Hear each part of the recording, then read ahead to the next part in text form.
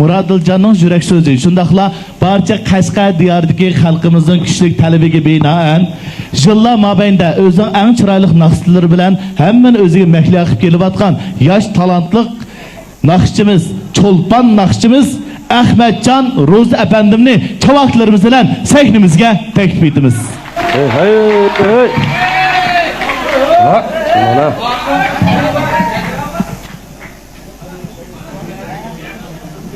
Salam ustozlar, salam karxanchilar, salam qarindoshlar. Kameyn Ahmadjon Ro'zdan nimalarga o'tliq salomlar bo'lsin. İtiraf çayxana paranglari programmasi orqali sizlarga xizmat qilish fursatiga ega bo'lganligimdan intayin hayajonli turibman. Oldi bilan Muradiljon ag'inamning mush mahsulotining bozorliq mahsulot bo'lib ketishini chin ko'ngildan umid qilaman. Shinjongdan emas, mush Jungo diyorimizning o'lik shaharlarga yamrab ketishini chin ko'ngildan umid qilaman. Unda bo'lsa azizlarimizning huzuriga yaqinda taqatgan bir naqshambatni havas temizlik naqshini alaykum so'z qilsam. Marhamat.